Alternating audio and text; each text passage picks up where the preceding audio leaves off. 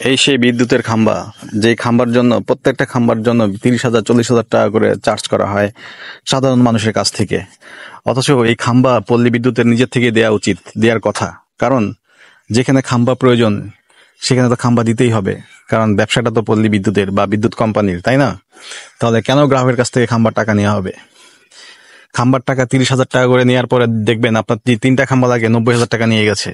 নিয়ে যাওয়ার পরে দেখবেন আপনাকে ভাউচার দিয়েছে 6,000 থেকে 7,000 টাকার। বাকি টাকা কই? বাকি টাকার কোনো হিসাব নিকাশ নাই। তাহলে আপনাকে বুঝতে হবে এই খাম্বা বাণিজ্য করেই পল্লী বিদ্যুৎ বা বিদ্যুৎ কোম্পানিগুলো চলে। শুধু খাম্বাই না, এই খাম্বার সাথে কিন্তু আরো আনুষঙ্গিক যন্ত্রপাতি আছে, সেই সব যন্ত্রপাতি থেকেও চলে দুর্নীতি।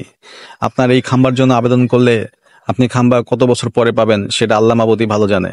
আর যদি অফিসের কোনো একজন কর্মকর্তা, সহজ বাংলা যদি বলি দালাল, যদি দালাল ধরেন, তাহলে এই খাম্বা 15 দিনের মধ্যে 10 দিনের মধ্যে আপনার বাড়ির আশেপাশে লেগে যাবে।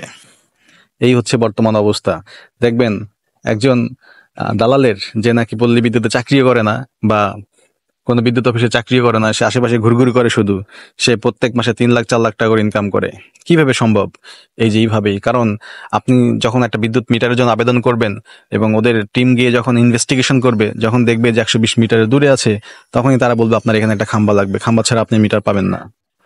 যেহেতু আপনি বাড়ি করেছেন, এখানে থাকবেন, বসবাস করেছেন, করতে হবে, হ্যাঁ, সেই ক্ষেত্রে আমরা কি করব, যে ঠিক আছে আমরা তাহলে খাম্বা নিয়ে আসি।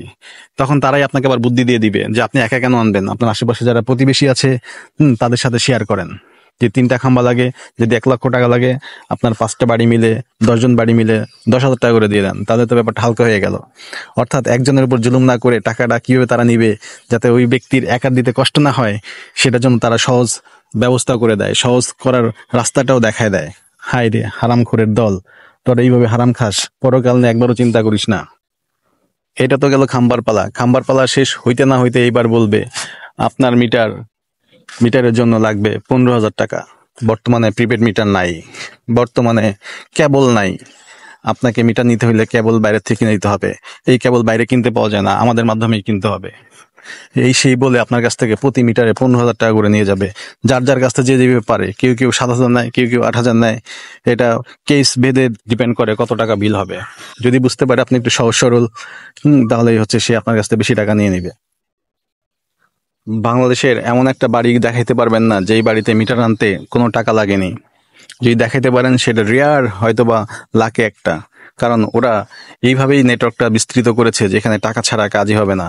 আপনি একা একা গিয়ে জীবনে মিটার আনতে পারবেন না। আবেদন করবেন, এই ফল্ট সেই ফল্ট, ওয়ারিং হয় নাই, আপনার বাড়ির ডিস্টেন্স বেশি, আপনার বাড়ির কমপ্লিট না, এটা আপনি আবাসিক পাবেন না, আপনি এটা নির্মাণাধীন পাবেন। এরকম নানা রকম অজুহাত দেখিয়ে আপনাকে মিটার দিবে না এরা।